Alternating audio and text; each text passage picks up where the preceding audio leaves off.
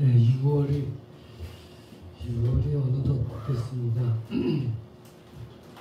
그래서 또 나라 사랑의 날 여러 가지 일들이 있는 날인데 오늘 특별히 사도행전 말씀을 가지고 우리가 은혜를 나누고자 합니다. 오늘 사실 이 본문 말씀은 제가 설교 제목을 성령 충만이라고 이렇게 했지만 이 본문 말씀을 통하여 우리가 성령 충만과 기도가 어떻게 밀접하게 연관되어진가라는 것을 우리가 한번 살펴보고자 합니다. 오늘 우리가 함께 교독할 본문 말씀은 사도행전 1장 8절 오직 성령이 너희에게 임하시면 너희가 권능을 받고 예루살렘과 온 유대와 사마리아와 땅 끝까지 이르러 내 증인이 되리라 하신 이 주님의 말씀, 예수 그리스도의 말씀이 이제 응답되어서 오순절에 이 제자들에게 교회에 성령이 임하시고 그리고 이제 초대교회가 예루살렘에서부터 시작이 됩니다. 엄청난 일들이 일어나죠. 우리가 사도행전 처음에 보면 이게 참 폭발적으로 일어납니다. 베드로의 오순절 설교를 통해서 3,000명이 교회 안으로 들어왔고, 그리고 사도행전 2장 47절에 보면 하나님을 찬미하며 또 온 백성에게 칭송을 받으니 주께서 구원받는 사람을 날마다 더하게 하십니다 하는 식으로 교회가 이렇게 부흥을 하기 시작합니다. 그러나 그 좋은 일만 있었던 게 아니죠.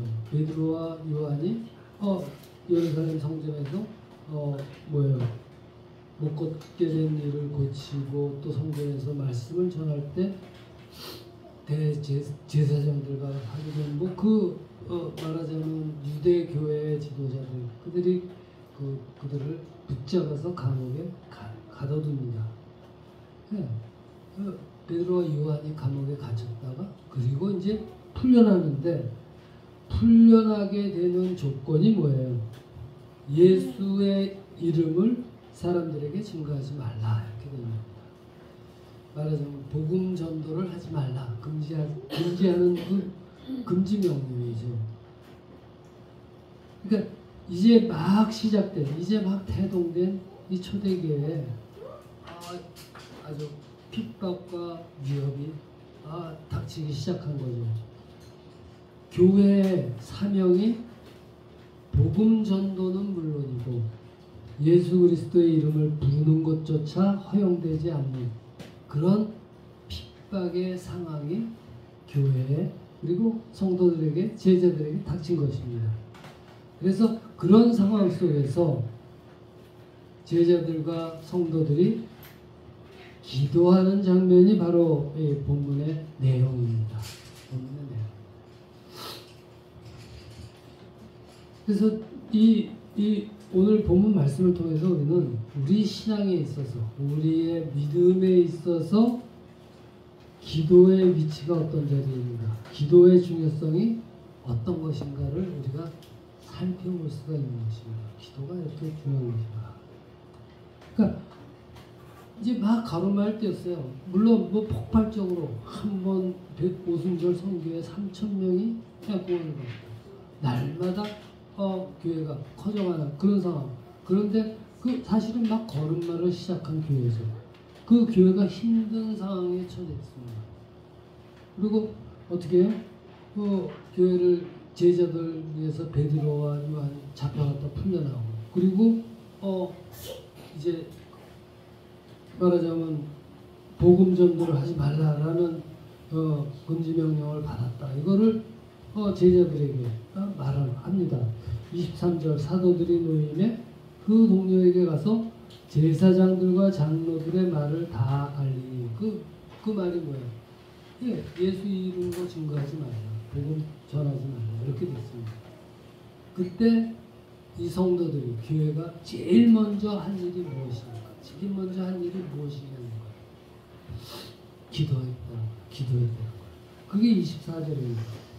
그들이 듣고 이 말을 듣고 한 마음으로 하나님께 소리를 높여 이르되, 하나님께 한 마음이 된 거예요. 교회가 하나가 된 거예요. 한 마음으로 하나님께 소리를 높여 이르되 뭐예요?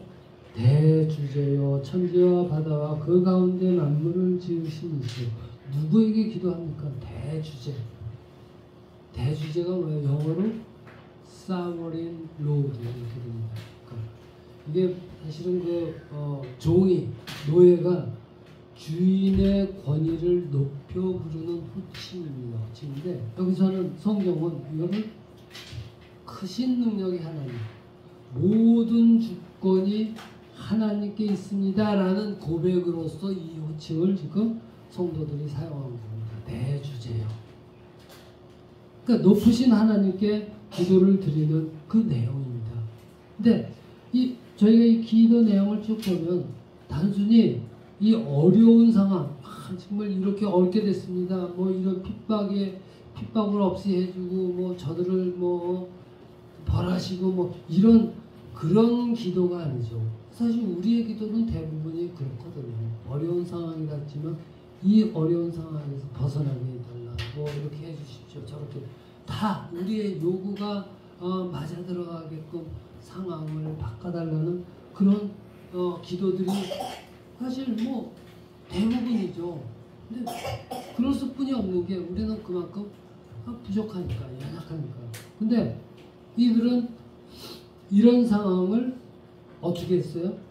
시편 2편에 기록된 예언의 성취로 해석을 합니다. 이런 상황이 자기들에게 닥친 것을 그게 25절에 또 주의 종 우리 조상 다윗의 입을 통하여 성령으로 말씀하시기를.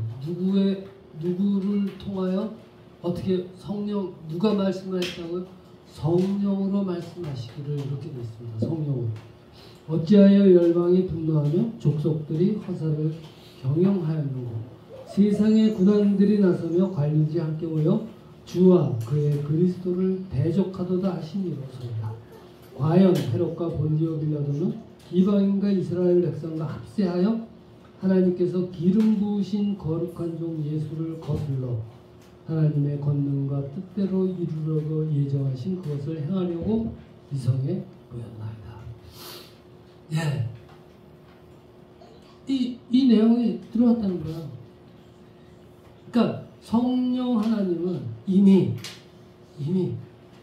다윗의 입을 통해서 예수 그리스도의 복음이 세상으로부터 배척되고 핍박받는다라는 것을 이미 말씀하셨다는 거예요. 이미 말씀하셨다. 그것을 이 초대교회 제자들과 성도들은 그것을 제대로 봤다는 것이죠. 성취가 이 말씀이 이렇게 여기서 성취가 되는 것이구나. 그러니까 어떻게 해요? 예수 그리스도에 대한 신뢰와 확신과 더 강해지는 거죠. 더 강해지는 거죠. 그래서 어떻게 해요? 그 기도가 그래서 기도가 어떻게 29절, 30절 이렇게 이어집니다. 주여 이제도 그들의 위협함을 굽어보시고 또 종들로 하여금 담대히 하나님의 말씀을 전하게 하여 주시오며 손을 내밀어 병을 낫게 하시옵고 표적과 기사가 거룩한 종 예수의 이름으로 이루어지게 하옵소서 하더라. 이게 기도의 내용입니다. 기도 내용입니다. 지금 이 기도에는 자기들을 둘러싼 그 위협과 어떤 고난과 그런 거 없애주세요. 이게 일어나지 않게 해주세요. 이렇게 기도한 게 아니라 오히려 고난 가운데서도 그런 핍박이 있고 그런 위협이 있는 그런 가운데서도 믿지 않는 사람들, 하나님을 믿지 않는 구원받지 못한 자들을 구원하기 위한 하나님의 높으신 능력이 그 앞에 나타나기를 기도하는 거야. 그래서 온갖 박해와 고난 앞에서도 예수 그리스도의 복음, 하나님의 말씀을 담대히 전하게 해달라고 기도하는 것이죠. 그 말씀을 전하는 거예요. 우리 이런 기도가 우리에게 있습니까? 사실 힘들죠. 그게 어떻게 돼요? 이 말씀을 보면 기도를 마치니 기도가 어떻게 응답됩니까? 저들이 모여있는 곳이 흔들리고 저들 모두 성령이 충만하여 담대히 하나님의 말씀을 전했다. 이렇게 결론이 납니다. 성령 충만이 저들이 우리가 한 마음으로 기도하는 가운데 하나님께서 부어주십니다. 하나님께서 주권으로 성령 충만, 그렇게 채워주심을 의미하는 거예요. 기도하는 것. 그래서 어떻게 해요? 교회는 어떠한 상황에서도, 어떤 상황이 닥쳐도, 어떤 일이 일어나도 하나님의 말씀을 담대히 전하게 되었다. 담대히 전하게 되었다는 거예요. 그 사도행전 나머지 내용 보면 그렇잖아요. 담대히 전하. 그렇게 퍼져나갑니다. 이 우리가 교회가 성도들이 담대할 수 있는 하나님의 말씀을 담대히 전할 수 있는 이유가 뭐가 있겠습니까? 벼랑간에 없던 용기가 생겼어요? 아니면 하나님이 우리를 그렇게 강권합니까? 아니요. 아무것도 없습니다. 거기에는 단지 한 가지입니다. 하나님께서 우리와 함께 하신다라는 확신이 있다는 것이죠. 하나님이 함께 하십니까? 거기에는 두려움이 없죠. 하나님이 함께 하십니다. 하나님이 함께 하신다. 여기서 우리는 또 성령 충만의 아주 중요한 목적 한 가지를 깨달아 알게 됩니다. 우리는 성령 충만하면 대체로 뭐예요? 성령의 은사들이 나타나고 기적이 일어나고 병이 치유되는 치유 등 뭐 여러 가지 사람이 할 수 없는, 물론 그런 행하고 또 아주 그 열광적인 어떤 기도나 그 기도에 그냥 깊이 빠진 뭐 그런 어떤 성령 충만함으로 뭐 온몸이 뭐 불타고 뭐 그런 체험이나 뭐 이런 것들을 우리는 대체로 생각을 하죠. 그리고 실질적으로 그런 체험들을 많이 하죠. 성령 충만함. 그러나 지금 오늘 본문이 말씀하는 성령 충만의 중요한 목적 중에 하나죠. 목적은 1장 8절에서 내 죄인이 되리라, 이 말씀이 응답된다는 거예요. 응답된다는 거예요. 그래서 응답되고 또 하나님의 말씀을 전파하고 복음을 증거하는 일이 성령 충만의 중요한 목적 중에 하나입니다. 아니 어쩌면은 제일 처음 목적입니다. 네. 하나님의 말씀 전하고 복음을 전하고 증거하는. 제가 그 성령 충만 뭐 이거에 대해서 보다가 요즘 뭐 AI, 챗 GPT 뭐 이런 거 많이 쓰잖아요. 그래서 AI 거기다 이제 물어봤어요. 성령 충만 뭐라고 하나요? 성령 충만은 하나님의 영, 성령이 한 사람 안에 충만하게 거하여 그 사람의 삶과 행동을 인도하고 변화시키는 상태다. 이렇게 뭐 그럴싸해요. 사실 그럴싸하죠. 그러나 여기에 빠진 게 뭐겠습니까? 이거는 우리로 하여금 부름받은 우리로 하여금 하나님의 뜻을 이루어가게 하시는 그것이 성령 충만, 성령의 인도하심입니다. 거기에는 그게 빠지면 안 돼. 하나님의 뜻을 이루어가는 겁니다. 뜻을 이루어가는. 우리가 그 자리에 부름 받은 거예요. 그 어떻게 성령 충만? 기도를 통해서. 기도가 그렇게 밀접하게 연관되어 있다는 것입니다. 초대교회 성도들이 한 마음으로 하나님께 소리를 높여 기도했습니다. 그러나 기도 후에 그들이 이렇게 기도했지만 하나님께서 이런 상황을 주신 게 옛 말씀이 성취되는 자리에 우리가 지금 있구나. 이 역사적인 현장 있지만 기도 후에 그들이 처한 교회가 처한 상황이 변한 것은 아무것도 없습니다. 오히려 세상의 핍박과 위협과 박해는 점점 더 심해요. 이제는 나중에는 순교자들이 수도 없이 많이 나올 거고 지금 시대는 안 그런 것 같아요. 지금 시대도 얼마나 많은 기독교인들이 목숨을 잃습니까? 신앙을 위해서. 우리가 성교지에서 그런 거 세상은 그런 거 위험한데 왜가 아니 조롱하지만 아니 점점 더해가는 거예요. 그런 것들을 다 감춰놓고 있습니다. 그러나 하나님은 기도하는 저들에게 성령의 충만으로 응답하셔서 세상을 이기는 담대함을 주시는 거예요. 세상을 이기는 담대함. 여기서 우리가 한 가지를 알게 되죠.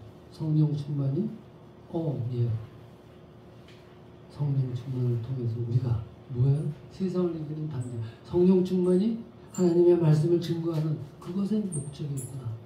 또 한 가지는 우리가 한 마음으로 기도할 때 하나님께서 일하시는 거죠. 우리가 한 마음으로 기도할 때 하나님께서 역사하신다는 겁니다. 우리가 교회의 필요, 우리 자신의 필요를 하나님께 아뢰며 기도할 때 하나님께서 들어주시는 거예요. 그러니까 교회에서 우리 주보에도 늘 나오죠. 기도 제목도 이런 것도. 또 우리 매번 할 때마다 기도 제목 적어내서 우리 그게 교회에 필요하다는 거예요. 그게 당연히 필요하다는 거예요. 필요한 일입니다. 우리가 교회의 필요와 우리의 필요를 한 마음으로 하나님께 아뢰며 기도할 때 하나님께서는 우리에게 성령을 부어주시고 모든 문제를 이겨낼 힘과 능력을 우리에게 주시는 것입니다. 오늘 6월달 들어와서 이제 선거도 있습니다. 또 6월달이 나라 사랑의 날 이렇게 돼 있죠. 6월달에 나라에 여러 가지 어려운 일들이 많이 있었습니다. 역사적으로. 우리는 늘 그것들을 되돌아보면서 나라를 위해 기도해야 되죠. 선거 중요하죠. 이 사람이 이기게 해주세요. 저 사람이 이게 아닙니다. 이게 아니에요. 어떻게 보면 나라가 어느 자리에 서야 되는지 우리가 그것을 하나님께서 우리에게 알려주기를 우리는 기도를 해야 돼요. 또 우리 교회의 기도 제목도 있습니다. 그리고 우리 자신을 위한 기도 제목 있죠. 늘 있죠. 항상 있죠. 많이 있죠. 많이 있습니다. 올 6월에는 이러한 나라를 위해서, 교회를 위해서, 나 자신을 위해서, 우리 가정을 위해서, 우리 사업을 위해서, 또 내가 어느 자리에 서야 될지를 내 믿음을 위해서 그것을 다 내려놓고 앞으로 내려놓고 기도해야 하는 것입니다. 기도해야 됩니다. 이렇게 기도함으로 정말 우리 이 자리에 모인 우리 모두에게 성령 충만한 기도의 능력을 체험하며 매일매일 승리하는 이 자리에 모인 우리 모두가 되기를 주의 이름으로 축원합니다. 기도드립니다.